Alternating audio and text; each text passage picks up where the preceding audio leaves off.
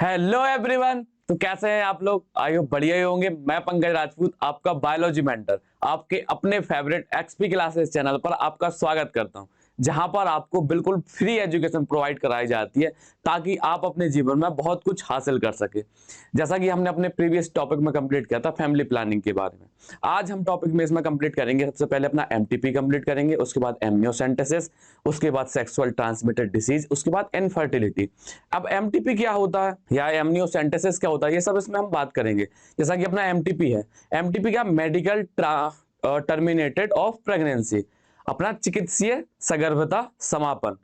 ये इसके बाद क्या होता है अपना एमनियोसेंटेसिस, उल्बेधन, ये भी क्या होता है इसमें बताएंगे।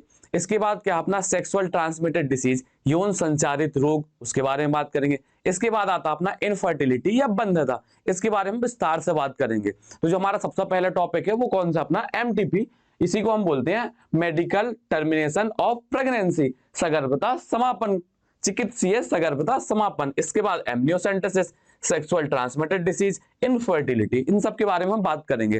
जैसे कि आपको इसमें दिख रहा होगा, ये ट्यूब में एक बेबी है, इसके बारे में बात करेंगे कि ये बेबी कैसे इस ट्यूब में दिखाया गया, कैसे बनता है। तो टेस्ट ट्यूब वगैरह आपने सुना होगा, टेस्ट ट्यूब बेबी या आईवीएफ वगैरह, इसके बारे में बात करेंगे। तो ये क्या है, जैसे कि हर वीडियो की तरह इस वाले लेक्चर में भी हम अपने प्रीवियस लेक्चर के कुछ आंसर, क्वेश्चन दिए होते हैं, उनके आंसर कर लेते हैं। तो सबसे पहले देखते हैं, सहेली नामक गोली की खोज किस संस्था ने की थी? जो अपनी सहेली पिल्स थी, एक कॉन्ट्रासेप्टिव पिल्स थी, उसकी खोज किसने की थी? और इसकी खोज की थी इसकी खोज की थी CDRI, central drug research institute, Lucknow. किसने की थी? लखनऊ में हुई थी। और किसने की थी? Central drug research institute, short में लिख दिया, वहां पर जगह नहीं है, प्रीवियस वीडियो में इसका फुल फॉर्म दिया, परेशान मत होइए। इसके बाद देखते हैं, डीपो प्रोवेरा इंजेक्शन का असर कितने दिनों तक रहता? तो ये रहता भैया अपना 3 मंथ तक। कब तक रहता? 3 मंथ तक या 90 डेज तक, इतनी तो कैलकुलेशन आती होगी। कौन सी गर्भ निरोधक युक्तियां एड्स तथा यौन संचारित रोग से बचाती हैं? अगर एक हिसाब से इसको देखा जाए तो बताया जाए, आपसे पूछ लिया जाए कि अपनी आदर्श गर्भ निरोधक युक्ति कौन सी होती है, तो केवल कौन सी होती है अपनी, ये कॉन्डोम या निरोध। कौन सी होती है? कॉन्डोम या निरोध। अब इसमें मतलब सरकार ने तो इसको नहीं घोषित किया कि ये आदर्श गर्भ निरोधक विधि है, लेकिन बस इसमें दिक्कत ये रहती है कि इसके फटने के चांस ज्यादा रहते हैं, संभोग के दौरान इसके फटने के चांस ज्यादा रहते हैं, जिससे क्या हो सकती है, गर्भवती या प्रेगनेंसी की अवस्था बन सकती है। तो इसलिए इसको अभी घोषित नहीं किया है। तो अपना इसमें जो आंसर है वो अपन देखते हैं, कॉन्डोम या निरोध। कौन सी है? पहली बात तो ये क्या करती है, एड्स से बचाती है, और जितनी भी अपनी क्या होती है सेक्सुअल डिसीज होती है उन सबसे बचाती है।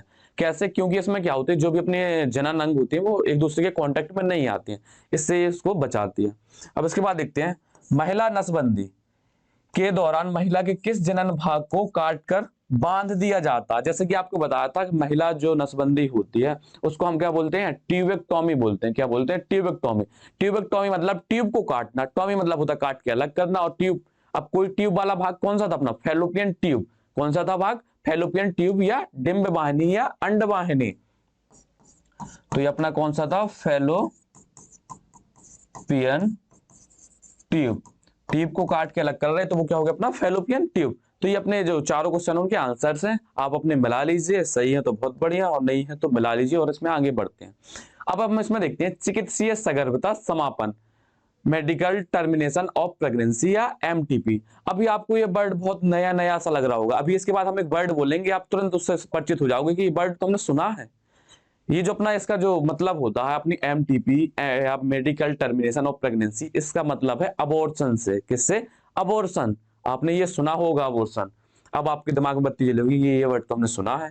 अब इसमें हम देखते हैं, अब देखो ये मतलब कराई कैसे जाती है, पहले इसके बारे में बात करते हैं, फिर इसके बाद थोड़ा रीड करते हैं। पहले आपको थोड़ा ओवरव्यू या नॉर्मल जानकारी दें, उसके बाद हम इसमें आगे बढ़ेंगे। तो जो अपनी एमटीपी होती है इसमें होता क्या है, जैसे मान लीजिए कि आपने गर्भ निरोधक जो भी युक्तियां हैं वो उपयोग नहीं कर पाई, या उनको यूज नहीं कर पाए, आपका निषेचन हो गया। आप नहीं चाहते थे कि आपकी संतान की उत्पत्ति हो, और फिर भी क्या हो गया, आपको निषेचन हो गई।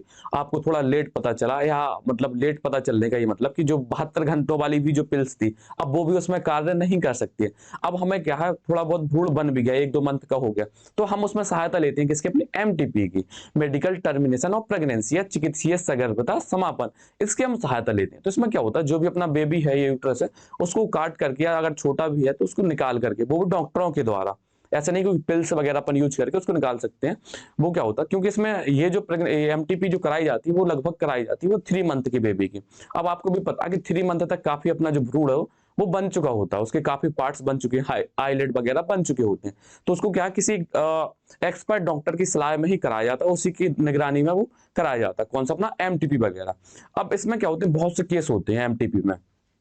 पहला तो क्या हो गया, गर्भनिरोधक युक्तियां यूज नहीं कर पाई, उस चक्कर में निषेचन हो गया और भ्रूण का निर्माण हो गया, वो हो गया।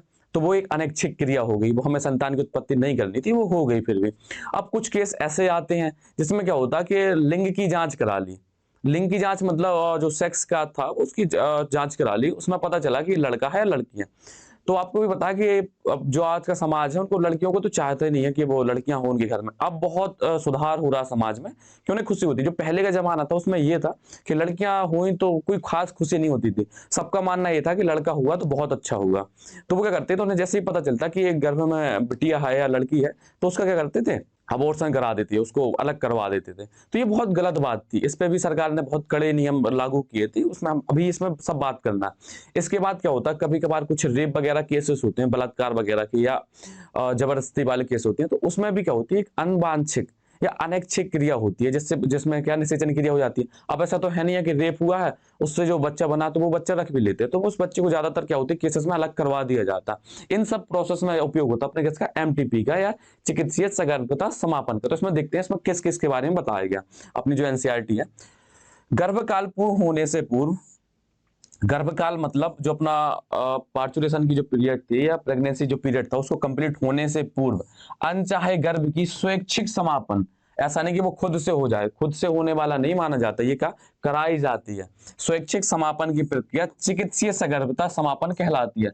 सामान्यतया इसे उत्प्रेरित गर्भपात या इंड्यूस्ड अबॉर्शन, ये वर्ड आपने सुना होगा। अबॉर्शन कहते हैं, अबॉर्शन करा लिया, यही होता है भैया अबॉर्शन। इसके अलावा अबॉर्शन कराने के और भी रीजन हो सकते हैं, जैसे कि अब बता दें हम आपको। मान लीजिए कोई बेबी है, जैसे अभी हम एमनियोसेंटेसिस पढ़ेंगे तो उसमें आपको क्लियर होगा। मान लीजिए कोई बेबी है, अब हमने उसकी गर्भ में ही जांच करा ली, पता चला कि वो हो सकता है कि उसमें कुछ आनुवांशिक बीमारियां हैं, या ऐसी बीमारी हैं जो जन्म के बाद सही नहीं हो सकती है। तो क्या मतलब है ऐसे शिशु को जन्म देने का, जो बेचारा जिंदगी भर अपनी बीमारियों से लड़ता रहे। तो इस दशा में क्या होता है, पहले ही उसके जन्म के पहले ही उसका क्या कर दिया जाता है, अबॉर्शन करा दिया जाता है, या उसकी जो प्रेगनेंसी पीरियड है उसको खत्म करवा दिया जाता है। आगे समझ में आपको, इसमें हम बात करते हैं आगे, जैसे आगे बढ़ते आएंगे आपको एक एक टॉपिक, एक एक वर्ड अच्छे से बताते हो जाएंगे, इसका मतलब क्या है।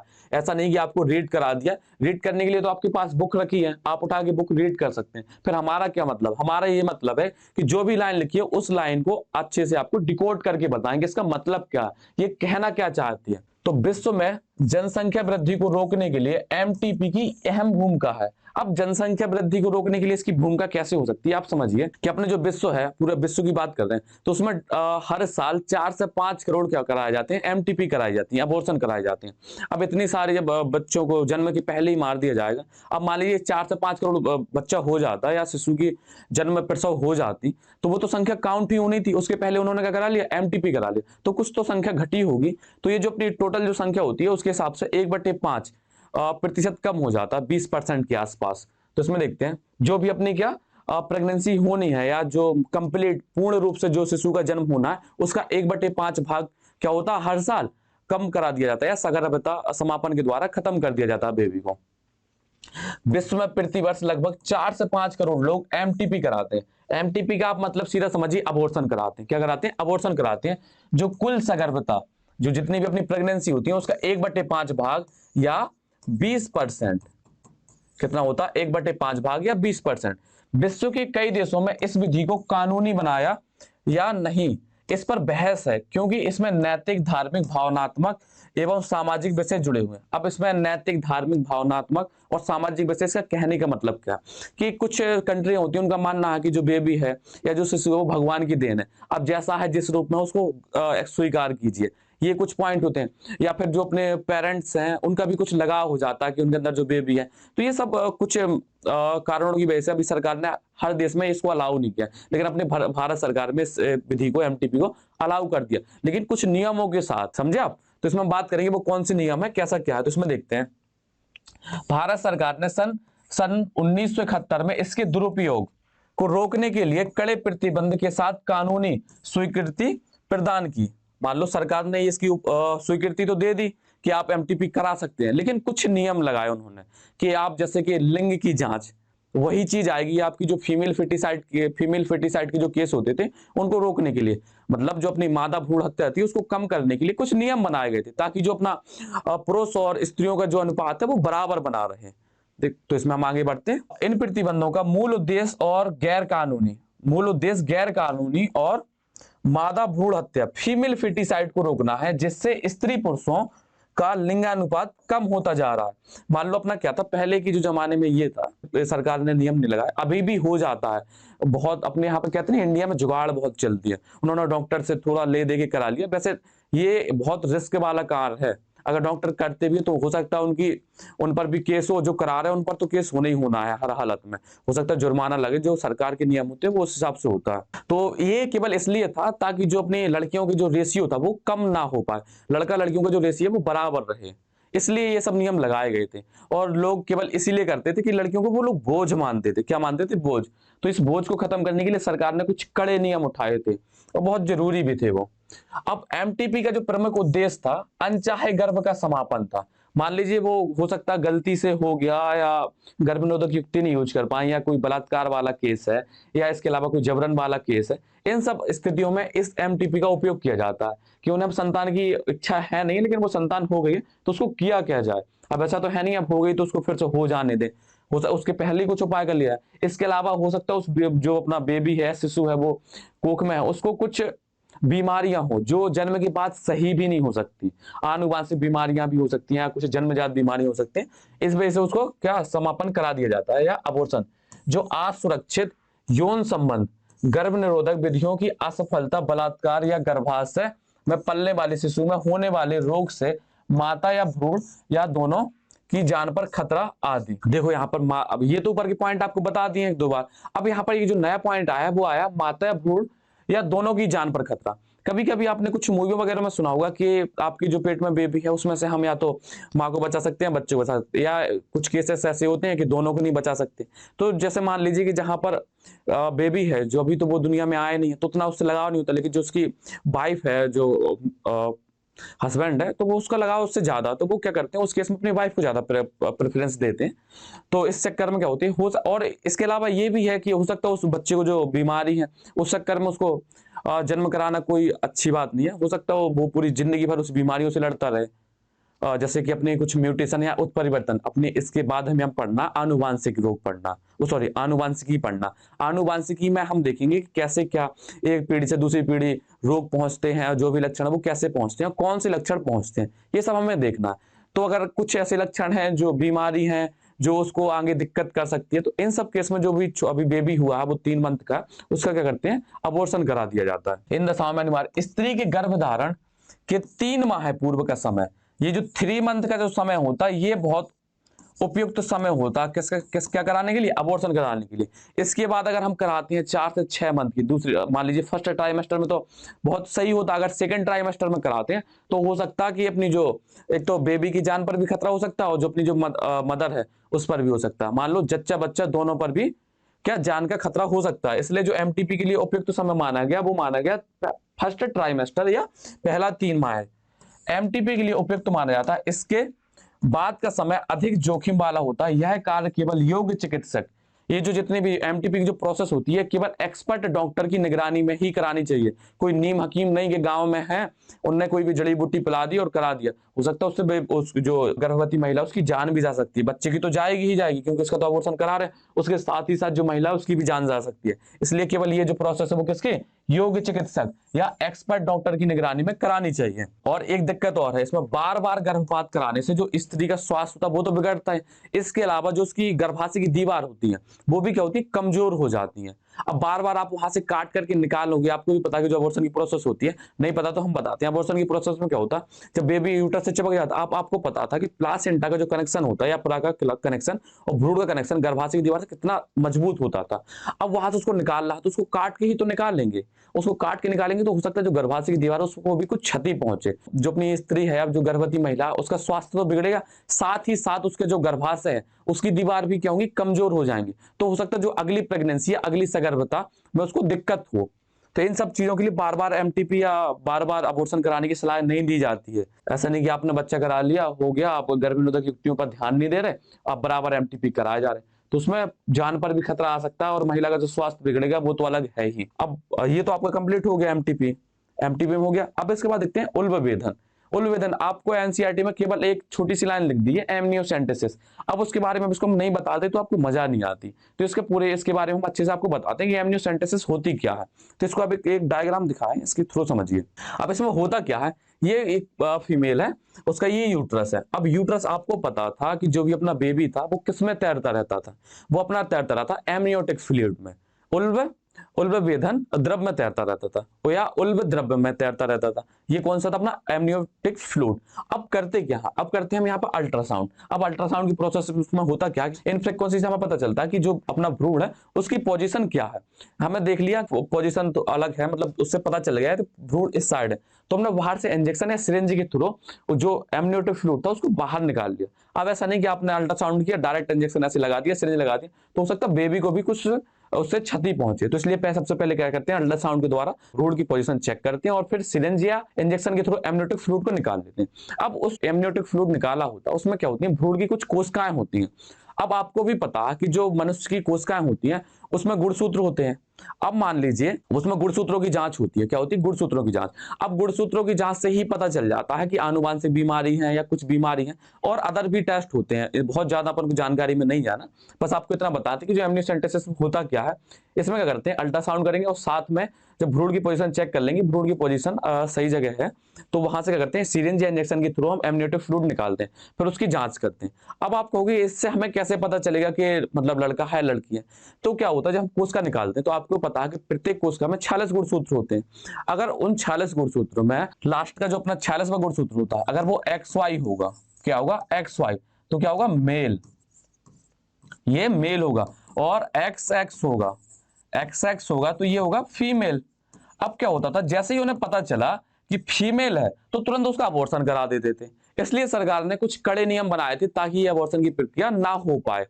तो इसमें अब हम रीड करते हैं, आपको ये समझ में आ गया होगा एमनियोसेंटेसिस इसमें करते क्या है। अब बहुत ज्यादा अंदर नहीं घुसना अपन को एमनियोसेंटेसिस में, क्योंकि एनसीईआरटी में इतना कुछ दिया नहीं है, बस आपको इतना बता दिया।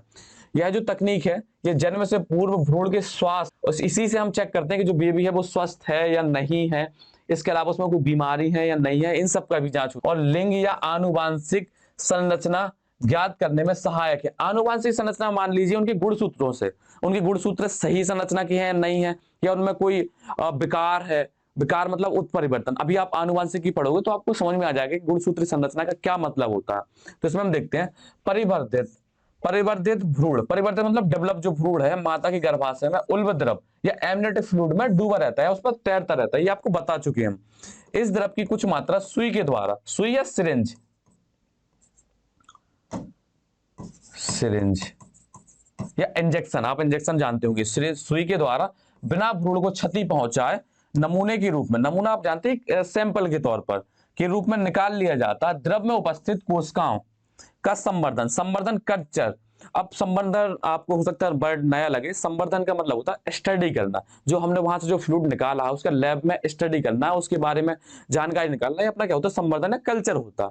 आपको इतना क्लियर करने के पश्चात कोशिकाओं के गुणसूत्रों का निरीक्षण करके उनमें उपस्थित रोगों का अध्ययन करते हैं। यदि भ्रूण को जन्मजात ठीक ना होने वाला रोग हो तो गर्भधारण की प्रारंभिक अवस्था में ही भ्रूण का चिकित्सीय सगर्भता समापन या एमटीपी कर देते हैं।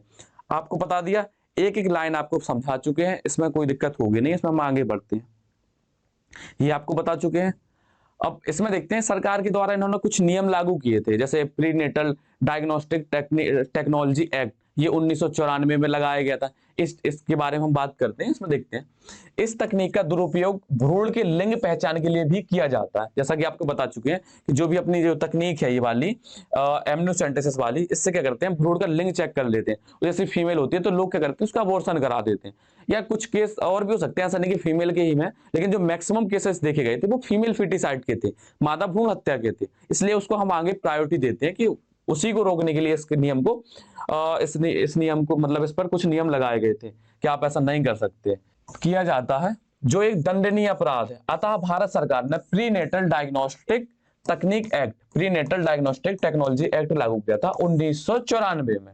कब किया था? 1994 में, जिसके अनुसार सभी आनुवांशिक सुझाव केंद्रों एवं प्रयोगशालाओं का रजिस्ट्रेशन अनिवार्य हो गया एवं इसमें उल्लंघन करने पर सजा की भी प्रावधान है। मान लीजिए जो भी अपनी क्या होती हैं संस्थाएं हैं जहां पर एमनियोसेंटेसिस की जांच होती है, उनका रजिस्ट्रेशन कराना पड़ेगा और उनको पूरा बताया गया कि अगर आप इसकी जांच करते हैं तो आप पर कड़ी कार्रवाई की जाएगी। आपने अगर हॉस्पिटल गए होंगे कभी किसी पेरेंट्स वगैरह के साथ तो आपने पढ़ा होगा जहां पर अल्ट्रासाउंड होता है तो वहां पर लिखा रहता है कि लिंग जांच एक कानूनी अपराध है। अगर लिंग की जांच आप करवा रहे हैं तो वो एक कानूनी अपराध है, उस पर क्या होती है हॉस्पिटल वालों पर भी कार्रवाई हो सकती है और जो माता पिता करा रहे हैं उन पर तो कार्रवाई होती ही है। तो आपको इतना समझ में आ गया। अब हम इसमें क्या होते हैं आगे बढ़ते हैं। तो यहाँ पर देखते हैं यौन संचारित रोग या सेक्सुअल ट्रांसमिटेड डिसीज। तो सबसे पहले इसमें हम समझते हैं कि जो यौन संचारित रोग होते हैं वो फैलते कैसे हैं और फैलते हैं तो इनसे बचा कैसे जाए, इनके सिम्टम्स क्या होते हैं, कौन सी ऐसी बीमारियां हैं जिनका क्या निजात या इलाज पूरी तरीके से अभी पूर्ण नहीं है। कुछ सेक्सुअल डिसीज ऐसी भी हैं जिनका अभी तक पूर्ण इलाज संभव नहीं है, उनको कुछ दिन के लिए रोका जा सकता है लेकिन उनको पूरी तरीके से खत्म नहीं किया जा सकता, जैसे अपने हेपेटाइटिस बी है और एड्स वगैरह। अब यहाँ पर एक बताने वाली बात यह है कि जो सेक्सुअल ट्रांसमिटेड डिसीज होती हैं ये या यौन संचारित रोग होते हैं, ये जरूरी नहीं यौन संबंध के द्वारा ही हो। कभी कभी क्या होता है कुछ डॉक्टर्स वगैरह अपनी सिरिंज वगैरह या सुइयां जो होती है इंजेक्शन, उनकी सिरिंज चेंज नहीं करते हैं, उसी से दूसरे को लगाया तो उसका ब्लड दूसरे के ब्लड में आता है, या मान लीजिए ट्रांसफ्यूजन, या कभी कभी क्या होता है हम ब्लड अपना डोनेट करते हैं या किसी से लेते हैं तो हो सकता है वो यौन संचारित या वो पहले से ही क्या सेक्सुअल डिसीज से संक्रमित हो, या हमने जिसको दिया हम संक्रमित हो तो हमने दूसरे को दिया तो उसको हो जाएगा। तो जरूरी नहीं है कि जो यौन संचारित जितने भी रोग होते हैं तो ये सब अपने किससे हो जाएं, या संभोग के दौरान या सेक्सुअल एक्टिविटी के दौरान ही हो। ये कभी कभी क्या होते हैं ब्लड के ट्रांसफ्यूजन या रक्त के आदान प्रदान के द्वारा भी हो जाते हैं। तो इस वाले हम टॉपिक में कंप्लीट करेंगे कि जो सेक्सुअल डिसीज होती हैं वो होती कैसे हैं, इनका उपचार कैसे करें, इनसे बचा कैसे जाए। तो इसमें देखते हैं सबसे पहले यौन संचारित रोग, सेक्सुअल ट्रांसमिटेड डिसीज, इन्हीं को हम बोलते हैं एसटीडी। क्या बोलते हैं? एसटीडी, शॉर्ट फॉर्म में एसटीडी। वो कॉलिंग बूथ वाला एसटीडी नहीं, कॉलिंग कर रहे हैं आप, एसटीडी ये अपना होता है सेक्सुअल ट्रांसमिटेड डिसीज या यौन संचारित रोग। तो इसमें हम रीड करते हैं, वे रोग जो संभोग के समय यौन संबंधों द्वारा एक व्यक्ति से दूसरे व्यक्ति में संचरित होते हैं यौन संचारित रोग कहलाते हैं। इनको हम क्या बोलते हैं? बेनल डिसीज या रजित रोग भी बोलते हैं। रजित रोग या बेनल डिसीज अथवा बीडी भी कहते हैं इन रोग को, बीडी नहीं बीडी, कोई बीड़ी पीता हो तो वो समझेगा बीड़ी। ये रोग किसी भी प्रकार की लैंगिक संबंध योनि द्वारा, वजाइना द्वारा, एनस के द्वारा या मुख मैथुन या ओरल द्वारा फैलते हैं। इन रोगों के फैलने की संभावना एक से अधिक व्यक्तियों के साथ यौन संबंध रखने पर अधिक हो जाती है। जो लोग क्या होते हैं कि मल्टीपल सेक्स पार्टनर रखते हैं उनमें क्या होती है ये डिसीजेस होने की सबसे ज्यादा संभावना होती है। कौन सी? यौन संचारित रोग डिसीज या यौन संचारित रोग। इसमें हम देखते हैं अब क्या है कि कुछ ऐसी बीमारियां होती हैं जो अपन को क्या होती हैं किसके द्वारा, यौन संचार या सेक्सुअल एक्टिविटी के द्वारा होती हैं, वो देखते हैं। अब जरूरी नहीं है कि ये जो बीमारियां आपको बताई जा रही हैं केवल किसके द्वारा हो जाए अपन को, क्या सेक्सुअल एक्टिविटी के द्वारा। ये कुछ बीमारियां क्या होती हैं ब्लड ट्रांसफ्यूजन के द्वारा भी हो जाती हैं। आप समझिए जरूरी नहीं है कि किसी व्यक्ति को एड्स है तो उसने क्या किसी मल्टीपल पार्टनर के साथ सेक्स किया ही हो। कुछ केसेस ऐसे होते हैं जिसमें ब्लड ट्रांसफ्यूजन, खास करके जो हेपेटाइटिस बी वाले केस होते हैं वो इसी द्वारा होते हैं ज्यादातर। किसके द्वारा? किसी का मतलब ब्लड हमने लिया या किसी को दिया, हम पहले से ही संक्रमित थे, या जिससे लिया वो व्यक्ति पहले से ही संक्रमित था, या डॉक्टर ने जो सिरिंज यूज की पहले उसको लगाई, उसी सिरिंज को 5 रुपए 4 रुपए बचाने के चक्कर में हमको लगा दी, तो उसका जो थोड़ा बहुत ब्लड होगा वो हमारे ब्लड के अंदर आ गया, जिससे हमें भी क्या होती है ये बीमारियां हो जाती हैं। तो ये आप ना समझिए कि किसी को एड्स है तो आप उसको हीन भावना से देखें, क्योंकि हमारा ये समाज है हर चीज को एक सिंगल वे में देखता, हर चीज के दो पहलू होते हैं। वो जरूरी नहीं कि उसने मल्टीपल सेक्स पार्टनर रखे हो तभी उसको एड्स की बीमारी हो सकता है उसको गलत मतलब ब्लड मिला हो, या किसी डॉक्टर ने गलत सुई या सिरिंज का यूज किया हो उसके लिए, जो संक्रमित व्यक्ति हो पहले से। अब इसमें देखते हैं सबसे पहले कौन सी आती है अपनी क्लेमाइडिया। एक क्लेमाइडिया डिसीज होती है, ये किसके द्वारा होती है? बैक्टीरिया के द्वारा होती है। बैक्टीरिया के द्वारा होती है, कौन से बैक्टीरिया? क्लेमाइडिया ट्रेकोमेटिस। ये याद करने वाली है। एनसीईआरटी में क्या है कि सीधा सीधा उन्होंने नाम दे दिए बीमारियों के, उनके बारे में नहीं बताया, तो कुछ दो चार बीमारियों के बारे में बात कर लेंगे। जैसे क्लेमाइडिया, तो ये जो क्लेमाइडिया होती है किसके द्वारा होती है? बैक्टीरिया के द्वारा होती है। किसके द्वारा होती है? बैक्टीरियल डिसीज होती है। और ये कौन सा बैक्टीरिया होता है? क्लेमाइडिया ट्रेकोमेटिस। ये आपको इतना क्लियर है? इतना समझना है इस वाली लाइन में। अब देखते हैं नामक जीवाणु। जीवाणु बैक्टीरिया एक ही होता है। संक्रमित व्यक्ति के साथ यौन संबंध बनाने से इस रोग का संचरण होता। मान लीजिए कोई एक पर्सन है, उसको पहले से ही इस बैक्टीरिया के द्वारा वो डिसीज हो चुकी है, अब वो दूसरे व्यक्ति के साथ यौन संबंध बनाएगा, वो उसमें फैला देगा। बैक्टीरिया ने अपने एक बार काम कर दिया, अब बाकी वो व्यक्ति कर रहे हैं जिनको बीमारी है, उनको पहले सिम्टम पता नहीं चले, या उन्होंने डर के मारे डॉक्टर को नहीं दिखाया या इलाज नहीं कराया, क्योंकि ये जो बीमारियां होती हैं ये खास करके जननांगों पर होती है। तो कुछ लोग शर्म के मारे डॉक्टर को नहीं बता पाते, हेजिटेशन जो होती है उसकी वजह से इन बीमारियों के बारे में खुल के बात नहीं कर पाते। इस वजह से बीमारियों के जो लक्षण होते हैं वो कंटिन्यू बढ़ते रहते हैं और एक व्यक्ति से दूसरे व्यक्ति में फैलते रहते हैं। अगर इनका समय पर इलाज करा लिया जाए तो ये बीमारियां क्या होती है? खत्म हो जाती हैं। कुछ बीमारियां हैं जो खत्म नहीं हो पाती, जैसे हेपेटाइटिस बी हो, अपना एड्स वगैरह, इनका निरंतर इलाज चलता रहता है, खास करके एड्स। तो इसमें देखते हैं इसके लक्षण क्या होते हैं। इसके जो लक्षण है, इसमें इस रोग में जो पुरुष जो अपना मेल होता है उसका जो पेनिस या लिंग से गाढ़े मवाद जैसा स्राव होता है तथा मूत्र त्याग में अत्यंत पीड़ा होती है। स्त्रियों में इस रोग के कारण गर्भाशय ग्रीवा या यूट्रस सर्विक्स, गर्भाशय व मूत्र नलिकाओं में प्रदाह इन्फ्लामेशन होता है। अब इस रोग में होता क्या है कि जो अपना पेनिस होता है या सिस्न होता है उससे गाढ़ा मवाद आने लगता है। इसके अलावा जो अपनी फीमेल होती हैं उनकी यूट्रस की सर्विक्स, अब जो सर्विक्स नहीं जानते होंगे ना ग्रीवा जानते होंगे, उन्होंने वो मानव जनन वाला अध्याय पढ़ा नहीं है, और जिनने नहीं पढ़ा यहाँ आ गए तो उनकी ऊपर से निकल रहा है, इतना आप समझिए। तो उनमें क्या होती है? अपनी जो यूट्रस सर्विक्स होती है या यूट्रस नल वो सॉरी या यूरेटर क्या होती है, नलिका होती है, उन सब में क्या होती है? ये इन्फेक्शन हो जाता है। किसकी वजह से? अपने क्लेमाइडिया ट्रेकोमेटिस। ये अपना क्या होता है? बैक्टीरिया होता है। इसका उपचार ना होने पर ये करता क्या है कि श्रोणि प्रदाह रोग, पेल्विक इन्फ्लामेटरी डिसीज में परिवर्तित होकर के इनफर्टिलिटी का कारण बनता है। ये बंधता का, इसकी वजह से क्या होती है? इनफर्टिलिटी भी आ सकती है। किसकी वजह से? अपनी क्लेमाइडिया वजह से। किसकी वजह से? क्लेमाइडिया। आगे समझ में आपको इतना याद रखना है, इस बैक्टीरिया का नाम याद रखना है, क्लेमाइडिया ट्रेकोमेटिस। और ये इतना भी याद रखना कि किसके द्वारा होता है? वायरस के द्वारा होता है या बैक्टीरिया के द्वारा? तो आपको पता है किसके द्वारा होता? बैक्टीरिया के द्वारा होता। और आपके इसको सिम्टम भी याद रखनी है। इतना समझ में आ गया? अब हम इसमें देखते हैं सुजाक या गोनोराइया। किसके बारे में देखते हैं? सुजाक या गोनोराइया। ये डिसीज भी किसके द्वारा होती है? बैक्टीरिया के द्वारा होती है। किसके द्वारा होती है? बैक्टीरिया। अब यहाँ पर एक वर्ड होगा डिप्लोकोकस बैक्टीरिया। अब ये बैक्टीरिया के कुछ प्रकार होते थे, आपने 11th क्लास में पढ़ेंगे, 4 प्रकार के थे अपने, रॉड शेप, कॉमा शेप और बैसिलस मतलब स्पाइरल और कोकाई। तो कोकाई अगर सिंगल है तो उसको कोकाई बोला, 2 हैं तो डिप्लोकोकस या 2 कोकाई बोल दिया। इसी हिसाब से उनके बैक्टीरिया के नाम होते हैं, उस आधार पर बैक्टीरिया का वर्गीकरण करते हैं। तो ये जो बैक्टीरिया होता है वो क्या होता है? डिप्लोकोकस होता है। और इस बैक्टीरिया का नाम क्या होता? नाइसेरिया गोनोरिया द्वारा होता है। संक्रमित व्यक्ति के साथ यौन संबंध बनाने से यह रोग फैलता है। इसका उद्भवन काल, इंक्यूबेशन पीरियड कितना होता है? 2 से 10 दिन का होता है। मतलब उद्भवन पीरियड क्या होता है कि इतने दिन में इनके लक्षण दिखने लगते हैं। कितने दिन में? 2 से 10 दिन के बाद इनके लक्षण दिखने लगते हैं। उसके पहले बैक्टीरिया तैयारी करता है अपने उसको डिसीज फैलाने की। इसके बाद इसके कुछ लक्षण होते हैं। इस रोग का प्रमुख लक्षण यूरोजेनाइटल पथ, यूरोजेनाइटल वे की श्लेष्मा और म्यूकस मेम्ब्रेन में अत्यधिक जलन होना, रोगी को मूत्र त्याग के समय जलन महसूस होती है। यह रोग पुरुष में ज्यादा प्रभावी होता है। कौन सा? गोनोराइया या सुजाक डिसीज होती है, वो किसमें होती है? अपने मेल में ज्यादा होती है। इसके बाद हम इसमें आगे बढ़ते हैं। इसमें देखते हैं जेनाइटल हर्पीज। अब जेनाइटल हर्पीज भी अपनी एक डिसीज होती है। यह किसके द्वारा होती है? ये होती है अपनी विषाणु या वायरस के द्वारा। अब उस वायरस विषाणु का नाम होता है टाइप 2 हर्पीज सिंप्लेक्स। ये विषाणु का नाम होता है। कौन सा? Type 2 herpes simplex. ये एनसीईआरटी में नहीं दिया गया तो आप इतना ज्यादा लोड भी नहीं ले सकते, बस आपको बता दिया कि ये किसके द्वारा होती है? वायरस के द्वारा। बस आपको तो उसमें सीधे डिसीजेस के नाम दिए गए हैं, उनके बारे में नहीं बताया गया, आपको थोड़ा बहुत जानकारी के लिए हमने इसमें लिख दिए हैं।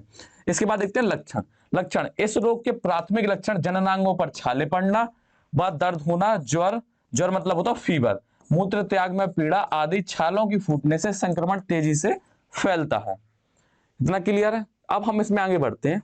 अब जो अपनी यौन संचालित रोग होते हैं, इनको रोका कैसे जाए, इनका उपचार किया जाए, कैसे किया जाए, ये बहुत ज्यादा जरूरी है। ये जो आपको अभी तक चैप्टर पढ़ाया है वो इन्हीं के लिए पढ़ाया गया कि आप कैसे समझेंगे कि यौन संचालित रोग कितना खतरनाक है, ये तो आपको समझ में आ गया। इसके अलावा इससे बचा कैसे जाए, तो यौन संचालित रोग से सबसे अच्छा बचने का जो रामबाण इलाज माना जाए या सबसे अच्छी गर्भ निरोधक जो युक्ति मानी जाए वो अपनी कौन सी आती है, कॉन्डोम आती है। क्यों?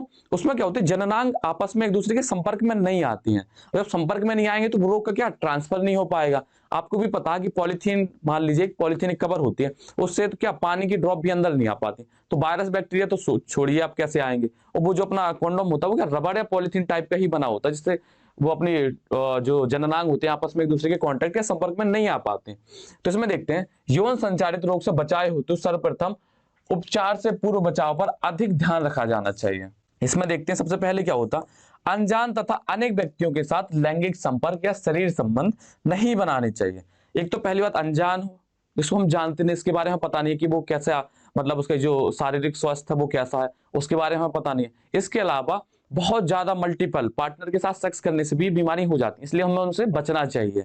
इसके बाद देखते हैं मैथुन के समय या संभोग के दौरान हमें क्या करते हैं, अवरोध विधियां जैसे कॉन्डोम आदि का उपयोग करना चाहिए।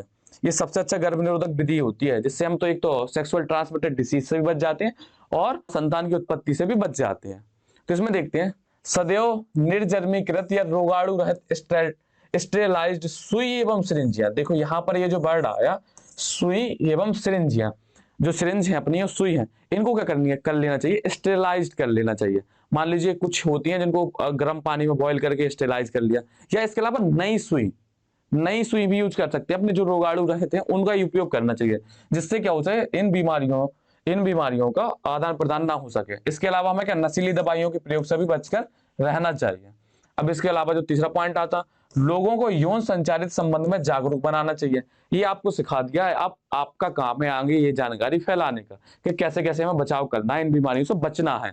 इसके अलावा देखते हैं जनन अंगों तथा पथ में किसी असामान्य लक्षण जैसे जलन है, सूजन है, स्राव आदि एसटीडी के संकेत हो सकते हैं, इसलिए तत्कालीन अनुभवी रोग विशेषज्ञ से उपचारित कराना चाहिए। मान लीजिए आपके जननांगों में कुछ रेडनेस आ रही है, सूजन आ रही है, खुजली हो रही है, या कुछ सीक्रेशन के कुछ मवाद टाइप का निकल रहा, तो आपको करना तुरंत अपने डॉक्टर से, या आपका कोई फैमिली डॉक्टर है या अलावा जो अपना क्या है, जो अपने यौन रोग विशेषज्ञ है, इससे आपको सलाह लेनी चाहिए। इससे आपको क्या हो सकती है, इन बीमारियों की बचाव में सहायता मिल सकती है। आपको हो सकता है कि जो अपनी पहली स्टेज हो उसी में आपकी बीमारियां रुक जाए, इससे आगे ना बढ़े। इसलिए आपको तुरंत, अगर आपको ये लक्षण दिख रहे हैं, जलन, सूजन, श्रावण, इस टाइप के कुछ लक्षण दिख रहे हैं, तो आपको तुरंत डॉक्टर से करना, परामर्श करना बिना झिझके। ये कुछ आधे से ज्यादा बीमारियां तो इसी चक्कर में बढ़ जाती हैं कि तो उन्हें शर्म लगती है डॉक्टर से बात करने में। उस जगह पर अगर उनको बीमारी है उसको दिखाने में डॉक्टर को, ये शर्म छोड़ो और अपने शरीर को बचाओ।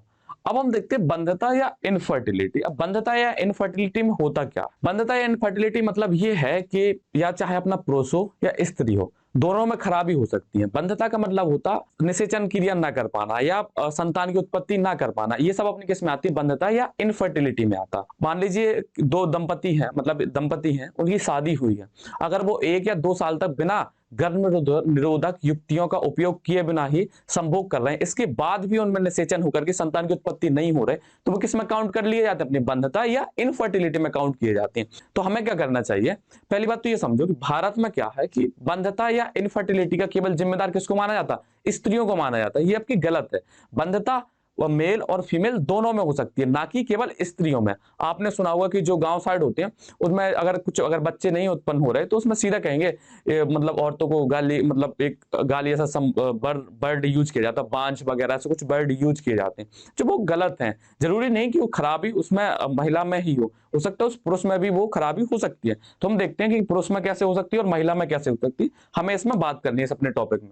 तो इसमें देखते हैं जनन स्वास्थ्य का सबसे महत्वपूर्ण पहलू वह स्थिति जिसमें दंपति गर्भ धारण करना चाहते हैं परंतु उन्मुक्त मैथुन मतलब बिना कोई गर्भ निरोधक युक्ति को यूज किए उन्मुक्त मैथुन सहवास करने के पश्चात भी वो ऐसा नहीं कर पाते। भारत में बंधता के लिए केवल स्त्री को ही जिम्मेदार माना जाता है। जैसा कि आपको बता दिया कि अपना जो भारत या इंडिया है उसमें अगर बच्चे उत्पन्न नहीं हो रहे तो वो किसकी जिम्मेदारी है, महिला की, जबकि ऐसा गलत है। दोनों में खराबी हो सकती है, अपने मेल और फीमेल में। तो ये वाली लाइन आपको कंप्लीट है। अब हम इसमें आगे देखते हैं, बंधता शारीरिक, जो इनफर्टिलिटी है वो क्या हो सकती है, फिजिकल हो सकती है। फिजिकल मान लो पेनिस में इरेक्शन ही नहीं हो पा रहा, वहां तक वो वेजाइना तक भी जो अपना स्पर्म वहां तक पहुंचा ही नहीं पा रहा, तो शारीरिक। रोगजन्य, मान लीजिए कि डिसीज है कोई, उसको डिसीज की वजह से, जैसे उसमें था अपना क्या सा क्लेमाइडिया वगैरह, उसमें इन्फेक्शन वगैरह होता, उससे भी नहीं हो सकता।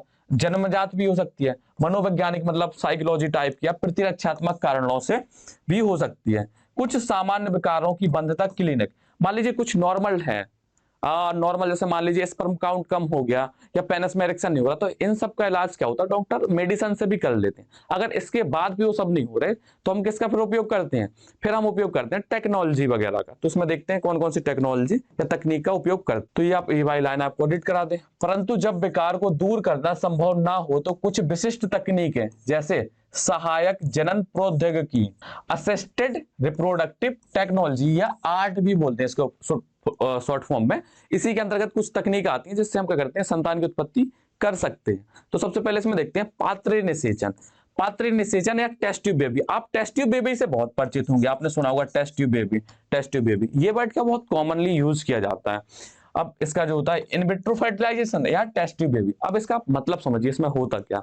टेस्ट ट्यूब बेबी मतलब क्या होता है, पात्र निषेचन। पात्र निषेचन पहले तो ये समझिए, विट्रो, विट्रो क्या, शरीर से बाहर, कहा, शरीर से बाहर। तो इसमें करते क्या है, मान लीजिए कि कोई फीमेल है, मान लीजिए वो अंडाणु तो उत्पन्न कर रही, लेकिन उसका जो मेल पार्टनर है उससे शुक्राणु से निषेचन की प्रक्रिया नहीं हो पा रही पूर्ण, मतलब निषेचन नहीं हो पा रहा। तो उसमें क्या करते हैं, हम उस फीमेल से क्या करेंगे, अंडाणु लेंगे और मेल से शुक्राणु लेंगे, दोनों का आपस में निषेचन कराएंगे। कहाँ, बाहर लैब में।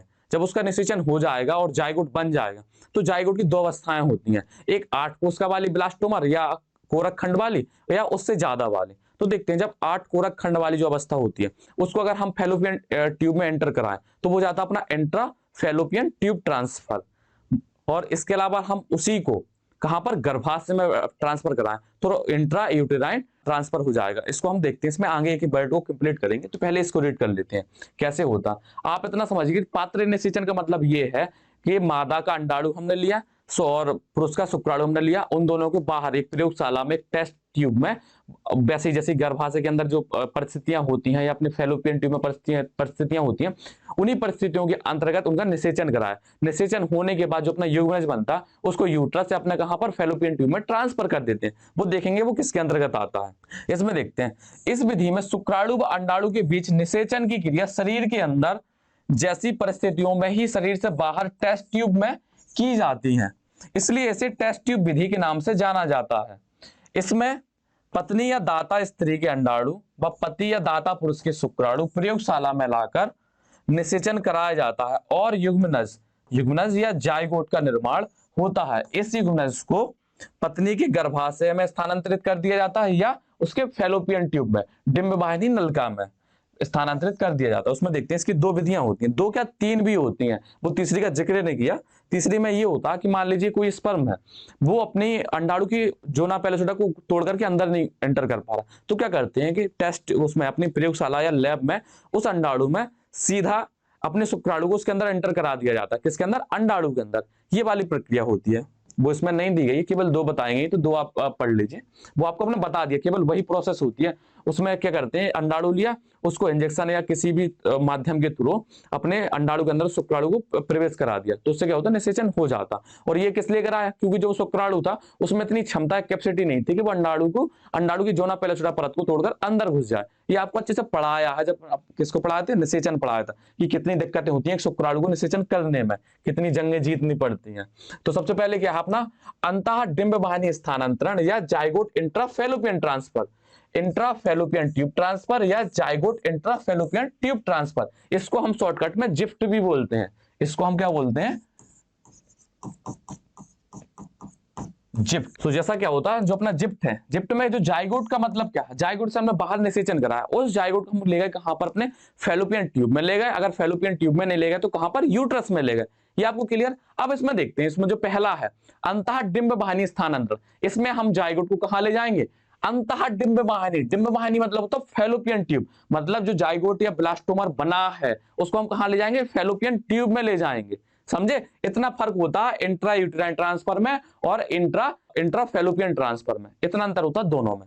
तो आपको जिप्ट समझ में आ गया। इसमें क्या होता है, जो भी अपना जाइगोट है या 8 कोशिकाओं का जो ब्लास्टोमर है उसको हम कहां ले जाते हैं, फैलोपियन ट्यूब में ले जाती है और वहां छोड़ देंगे।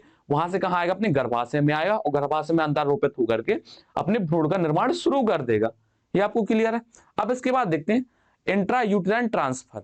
इसमें क्या करते हैं, इसमें 8 ब्लास्टोमियर से अधिक जो कोशिका अपना निर्माण हो जाता है, जिसमें किसको बोलते हैं, ब्लास्टोसिस्ट बोला था, वो अपने कहा जाती थी, गर्भाशय में आती थी वो वाली अवस्था।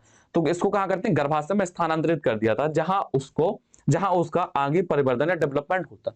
अब आप कहेंगे कि यहां पर आप मतलब जैसे जाइगोट तो बनाया हमने, 8 कोशिका का बनाया, तो मतलब फैलोपियन ट्यूब में क्यों छोड़ रहे हैं, डायरेक्ट यूट्रस में छोड़ दें, या इसको यूट्रस में छोड़ रहे हैं, उसको डायरेक्ट फैलोपियन ट्यूब में क्यों नहीं छोड़ रहे। तो कभी कभी क्या होता है, अपनी फैलोपियन ट्यूब वर्क नहीं करती किसी डिसीज वगैरह की वजह से, या कुछ भी दिक्कत हो सकती है। अगर हम इसको फैलोपियन ट्यूब में छोड़ देंगे तो वहां से भी यूट्रस में नहीं आ पाएगा, तो हम इसको क्या करते हैं, यूट्रस में ही छोड़ देते हैं। कहां छोड़ देते हैं, यूट्रस में। और जो इसमें जो फैलोपियन ट्यूब सही होती है तो उसमें हम फैलोपियन ट्यूब में छोड़ देते हैं। ये आपको इतना क्लियर है। इसमें हम आगे देखते हैं जीवी निषेचन या इन विवो फर्टिलाइजेशन। अब इसमें निषेचन क्या होता, इन विट्रो में निषेचन कहां हो रहा था, बॉडी के बाहर हो रहा था। अब इन विवो में निषेचन कहां होगा, बॉडी के अंदर होगा, या जो महिला की जो बॉडी है गर्भाशय उसके अंदर होगा। तो इसमें क्या क्या होता, मान लीजिए ये स्थिति तब उत्पन्न होती है जब कोई स्त्री अंडाणु उत्पन्न नहीं कर पा रही, या मान लीजिए कोई पुरुष है वो वीर्य सेचन सही से नहीं कर पा रहा, या मान लीजिए उसका जो पेनिस है उसमें इतना अच्छा इरेक्शन नहीं हो पा रहा कि जो शुक्राणु या वीर्य है उसको कहां तक, वेजाइना तक पहुंचा सके। इस वजह से शुक्राणु वहां तक पहुंच ही नहीं पाते। तो ये 2 रीजन हो सकते हैं जिसकी वजह से हमें क्या होता, इन वो फर्टिलाइजेशन करना पड़ता है। तो इसमें करते क्या, मान लीजिए जैसे शुक्राणु है, शुक्राणु अपने नहीं पहुंच पा रहे, तो हम क्या करते हैं, किसी माध्यम के थ्रू शुक्राणु को कहां पर, वेजाइना तक पहुंचा देते हैं। या मान लीजिए कोई फीमेल है वो अंडाणु नहीं बना पा रही, अट्रेसिया जैसी कंडीशन, जब अंडाणु अपने खत्म हो गए तो करते हैं हम उन अंडाणुओं को, जो अपनी दाता स्त्री है उससे अंडाणु लिया हमने, और जिसको हमें चाहिए है, जो अंडाणु उत्पन्न नहीं कर पा रही, अंडाणु नहीं उत्पन्न कर पा रही, लेकिन जो बच्चे को पूरा बच्चा बनने में यूट्रस में जो भी कंडीशन होती है वो तो पूरी प्रोवाइड करती है, बस दिक्कत कहां पर है, वो अंडाणु मुक्त नहीं कर पा रही। तो हम क्या करेंगे, उस अंडाणु को लेकर के कहां पर छोड़ देंगे, उसकी फैलोपियन ट्यूब में छोड़ देंगे, और जब पुरुष क्या होगा, इंसेमिनेशन करेगा तो उससे क्या होगा, निषेचन की प्रक्रिया हो जाएगी। तो इसमें जो निषेचन हो रहा है वो कहां हो रहा, फैलोपियन ट्यूब के अंदर हो रहा, या मान लीजिए फीमेल की बॉडी के अंदर हो रहा, इसलिए हमने इसको बोल दिया इन विवो। क्या बोल दिया, इन विवो, शरीर के अंदर। तो देखते हैं, यह विधि उन महिलाओं के लिए कारगर है जिनमें गर्भधारण की समस्या होती है। इसमें युग्मकों का संलयन स्त्री के अंदर ही होता है। ऐसी महिलाएं जो संभोग नहीं कर पाती, इनमें भी यह विधि प्रभावी होती है। इस विधि को निम्न वर्गों में बांटा गया। तो सबसे पहले देखते हैं युग्मक fallopian tube transfer, gamete intra fallopian tube transfer, या इसको शॉर्टकट में हम बोलते हैं गिफ्ट। क्या बोलते हैं, gift, gamete intra fallopian tube transfer. इतना आपको क्लियर है। तो इसमें देखते हैं, यह उन महिलाओं के लिए उपयोगी है जो अंडाणु का निर्माण नहीं कर पाती। कुछ महिला क्या होती है, अंडाणु का निर्माण नहीं कर पाती, या मान लीजिए उनका अंडाणु खत्म हो गया, अट्रेसिया वाली कंडीशन थी तो अंडाणु खत्म हो गए, तो उसमें और बाकी तो उसका गर्भाशय है, वो भ्रूण को डेवलप कर सकता है, बाकी कंडीशन सब हो सकती है, बस दिक्कत क्या है, वो अंडाणु मुक्त नहीं कर पा रही। तो हम क्या करेंगे, बाहर से आर्टिफिशियल मेथड के द्वारा अंडाणु को उसकी अंतः फैलोपियन ट्यूब में पहुंचा देंगे, और वहां पर शुक्राणु पहुंचेंगे तो निषेचन हो जाएगा। तो ये कौन सी होती है, युग्मक फैलोपियन ट्यूब ट्रांसफर होती है। तो इसमें क्या है, अंडाणु का निर्माण नहीं कर सकती परंतु निषेचन व भ्रूण के परिवर्धन में सक्षम होती है। इसमें दाता के अंडाणु को लेकर के स्त्री की फैलोपियन नलिका में स्थानांतरित कर दिया जाता है, जहां निषेचन प्राकृतिक रूप से होता है। ये आपको इतना कंप्लीट। अब इसमें आगे और देखते हैं, इसमें देखते हैं अंतः गर्भाशय वीर्य सेचन। अब इसमें जैसा कि आपको बताया था कि कुछ पुरुष ऐसे होते हैं जिनका जो सेशन है या पेनिस है उसमें परफेक्ट या प्रॉपर इरेक्शन नहीं हो पा रहा, जिससे वो वेजाइना के अंदर तक शुक्राणुओं को नहीं पहुंचा पा रहा, या स्पर्म को बाहर नहीं छोड़ पा रहा। इस वजह से शुक्राणु क्या होता है, बाहर ही निकल जाते हैं, बाहर गिर जाते हैं। तो इस वजह से निषेचन की प्रक्रिया नहीं होगी। निषेचन की प्रक्रिया कब होगी, जब शुक्राणु और अंडाणु मिलेंगे। अब शुक्राणु ही नहीं है तो अंडाणु और निषेचन कहां से होगा। तो इसमें करते क्या है, इस विधि में क्या करते हैं, प्राकृतिक या आर्टिफिशियल मेथड के द्वारा अपने शुक्राणु या वीर्य को लेकर के कहां छोड़ा जाता है, अपने वेजाइना में छोड़ा जाता है। कहां छोड़ा जाता है, वेजाइना में। अब जैसे आपने विक्की डोनर वाली मूवी देखी होगी, क्या देखी होगी, विक्की डोनर। तो उसमें क्या होता, अब ये विक्की डोनर में क्या होता, वो दूसरा केस होता, उसमें जो व्यक्ति होता है उसमें उसका जो वीर्य है उसमें शुक्राणु की संख्या कम हो सकती है, उसके जो शुक्राणु होते हैं वो निषेचन नहीं कर पाते, लेकिन जो वो मेथड उसमें उपयोग करते हैं वही मेथड इसमें भी उपयोग करते हैं। जो वो वीर्य होता है या जो भी अपना मेल है, जो दाता है, उसका शुक्राणु लेकर के कहाँ पे छोड़े जाते हैं, वजाइना में छोड़े जाते हैं, जिससे निषेचन की प्रक्रिया पूर्ण हो जाती है। इतना आपको क्लियर है? यह विधि उन नरों के लिए काम में ली जाती है जो प्राकृतिक रूप से शुक्राणु को स्त्री की योनि में पहुंचा नहीं पाते या जिनके वीर्य में शुक्राणु की संख्या कम होती है। स्पर्म काउंट, शुक्राणु की संख्या क्या होती है? Sperm count. इसलिए कहते हैं भैया स्पर्म वेस्ट नहीं करने चाहिए। हो सकता है जो अपनी स्पर्म की संख्या क्या हो जाए, कम हो जाए। अगर स्पर्म की संख्या हो जाए, कम हो जाएगी, तो हो सकता है आप संतान को उत्पन्न करने से वंचित रह जाएं, इसलिए आपको उसको बचाना चाहिए। इस पर बकायदा अच्छे से बात की है। अब यहाँ पर दो पिक्चर हमने लगाई है बस ऐसे एक जनरल आपको जानकारी देने के लिए। अब क्या है कि जैसे कुछ व्यक्ति होते हैं जिनको संतान की उत्पत्ति नहीं होती है, अब उन्हें हर हालत में संतान चाहिए, वो कहीं बाबा नीम हकीम दुनियादारी सब करते हैं, लेकिन कभी वो ये नहीं सोचते कि उन्हें एटलीस्ट चाहिए तो संतान ही है। अब वो चाहे जैसे मिले, तो कम से कम आप अगर सही सोच वाले हैं, अगर आपका सही सोच है आपकी, तो आप समझिए, बात समझिए, आपको संतान चाहिए, डायरेक्ट या इनडायरेक्ट आपको संतान चाहिए। तो ऐसा कीजिए ना, आप अनाथ आश्रम जाइए, वहां से किसी बच्चे को अडॉप्ट कर लीजिए। अगर वहां से आप बच्चे को अडॉप्ट करेंगे तो हो सकता एक तो आपको तो इस संतान की प्राप्ति हो जाएगी, आपका काम हो गया। इसके अलावा जिस बच्चे को आपने अडॉप्ट किया है उस बच्चे की भी जिंदगी सुधर जाएगी। आप यहाँ पर देखेंगे, देखिए यहाँ पर ये बच्चे हैं, इनको खाने को कितना कम मिलता है, इनकी स्थिति देखिए। अगर आप इन बच्चों को अपने घर ले आएंगे तो आपको संतान भी तो मिल जाएगी ना, संतान की प्राप्ति भी हो जाएगी। इसके अलावा इनको एक घर मिल जाएगा, तो हो सकता है इनको अच्छा पोषण मिले, अच्छी शिक्षा मिले, तो ये आगे बढ़ सके, तो इनकी भी जिंदगी बनी। आपने एक जिंदगी बनाई, तो एक आपने अच्छा पुण्य का काम किया, यही है पुण्य। मंदिर मस्जिद इन सब में छोड़िए, आप अपने एक दूसरे की सहायता कीजिए, वही पुण्य है, वही धर्म है, समझे। तो अगर ये अनाथ बच्चों को आप अडॉप्ट करते हो, तो ये इस बच्चे की आप सोचिए, इसकी ये जो हंसी है, ये कितनी बढ़िया हंसी है। ये बच्ची आपको क्या है, इसमें क्या दिक्कत है? इस बच्ची को आप घर लाइए, बढ़िया इसकी पालन पोषण कीजिए और क्या अच्छी शिक्षा दीजिए, तो हो सकता है इस बच्चे की जिंदगी सुधरे, आगे जाए, आपको तो संतान का सुख भी मिल जाएगा। यहाँ भी कुछ बच्चे दिख रहे हैं, तो व्यक्ति समझते नहीं है। अब जो इनकी सोच जो पुरानी है, वो सोचते कि नहीं हमारा ही जीन आगे जाना चाहिए, हमारा वंश। भाई ये भी आपके वंश को आगे बढ़ा ले जाएंगे, आप ही के वंश का नाम मिलेगा इसे। यही आपके किसको पता चल रहा है कि ये क्या है, और पता भी चल रहा तो कौन सी गलत बात है भाई। आपको तो और इससे एक दूसरे को और प्रोत्साहन मिलना चाहिए कि वो भी लाए तो हम भी लाएं, ये सही है। और ये जानकारी है, जैसे आपको हमने बताया, तो ये जानकारी आप आगे बताइए, आप समझिए इस मुद्दे को, कितना अच्छा होगा। एक तो जनसंख्या वृद्धि भी कम होगी, और जो बच्चों को अच्छे से पोषण नहीं मिल पा रहा, शिक्षा नहीं मिल पा रही, उनकी भी जिंदगी सुधर जाएगी।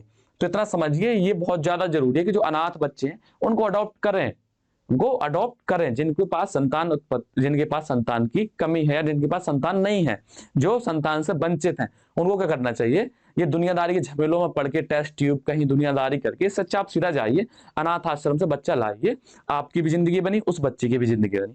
ये थोड़ा सा एक जनरल आपके लिए जानकारी है, जिससे समाज थोड़ा सुधरे, आप भी समझें उस चीज को, आगे बताएं। अब जैसा कि हम हर अपने लेक्चर में करते हैं, टॉपिक कंप्लीट होने के बाद, ये टॉपिक क्या है, ये अपना चैप्टर ही पूरे तरीके से कंप्लीट हो गया है। यहाँ पर तो यहाँ पर क्या है, कुछ क्वेश्चन देते हैं, जो अपनी सुजाक या गोनोराइया है वो किस जीवाणु या बैक्टीरिया के द्वारा होती है बताना। एमटीपी किस माह के अंतर्गत सही रहती है।